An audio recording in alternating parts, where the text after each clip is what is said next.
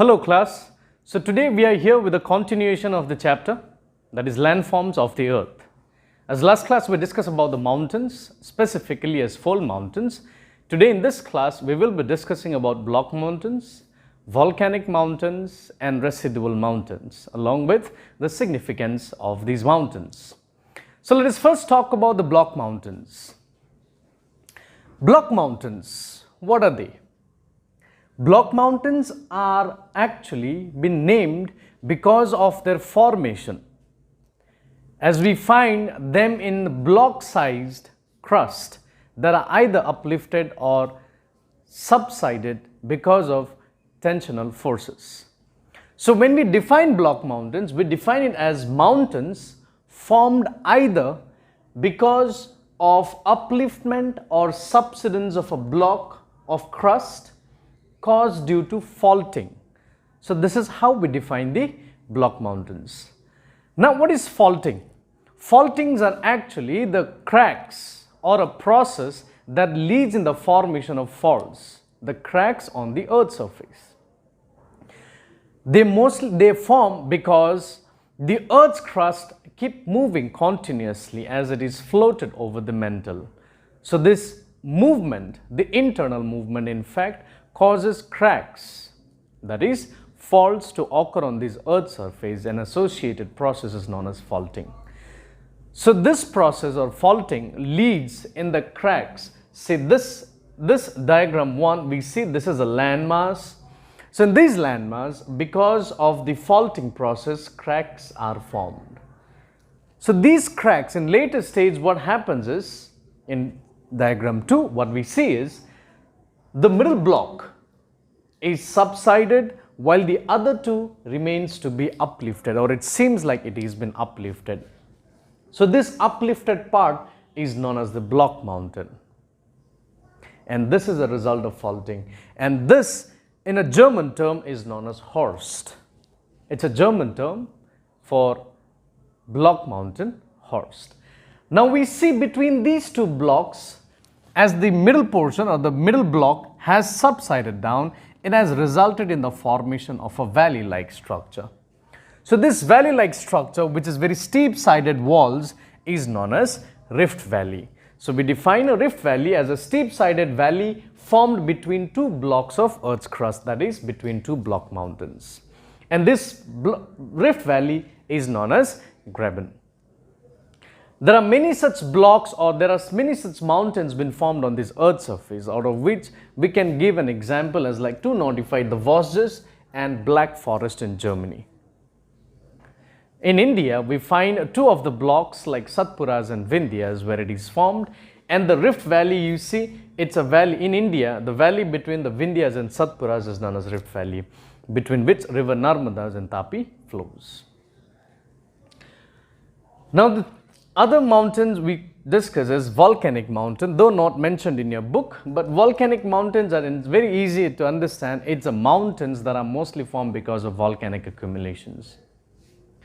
They're mostly conical in shape, and they have their vent connected to the intrusive part of the earth's crust where magma is found, that is magmatic chamber. So this vent is connected to the magmatic chamber, which due to some tectonic movements results in their eruption, and that very eruptiveness of that particular mountain gives it a name as volcanic mountain. They keep on erupting, leading to the outburst of volcanic ashes and lavas on the earth's surface. Now let us discuss the last form of mountains, that is the residual mountain. We already discussed the fold mountains, the volcanic mountains and the block mountains. These three mountains, like fold, volcanic and block mountains, they undergo a series of weathering and denudation since their formation. So when they undergo series of such weathering and denudation, mostly caused because of the flowing river or winds, so what happens is the size or the shape of the mountain changes. And mostly the softer materials are all eroded away, are being weathered into pieces. So then remains the hard block structure, to that hard block structure or the remnants of the mountains, the previous existing landforms that we see, is what we call the residual mountain. So hence we can define this mountain as the existing highlands when undergoes a series of weathering and denudation. So these existing highlands are lowered in their surface height. Such highlands formed thereafter are called residual mountains, or they are also known as mountain of denudation because of the activities that takes place on the surface of these mountains. Denudation is a process that results in the lowering of the surface, mostly the leveling of the surface, in other words we say it. So this mountain, since it is formed because of denudation and weathering, hence is known as mountain of denudation. A very good example in India we find is Aravallis, that is located in the state of Rajasthan. Now these mountains are equally important than as the other landform structure, though there are very few population that resides in the mountains, yet they are very important to us, and their importance signifies certain things. Like the first is it's a regulator of climate. We see in India itself, the Himalayas, which stands in the north, they play a very important role in regulating the climate of India. In fact, we can say it is because of the Himalayas that obstructs the wind coming from the water bodies, we in India receive a very good amount of rainfall. Well, during winter season, these very Himalayas, the mountains in fact, the Himalayas, they obstruct the cold winds and then does not allow India to freeze. So that is why we say it's a regulator of climate. Not just in India, but around the world, the mountains, they play a regulator of the climate. The second is their source of rivers. We know that mountainous areas, they receive good amount of snowfall. These snow-capped mountains or snow that accumulates in the mountainous areas, they melt, resulting to the formation of rivers.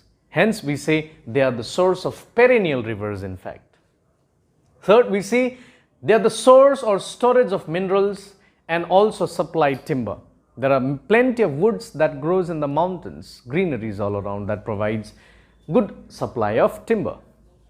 Then minerals, since mountain formation has taken place in various ways and in various processes are involved in formations of mountains. So what we get to see is the minerals that are formed inside the earth's crust are all exposed to the surface during their formation.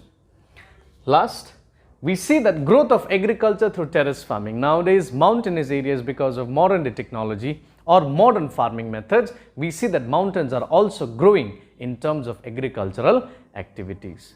And the best effective way of growing agricultural crops in the mountains is terrace farming. Thank you class for today.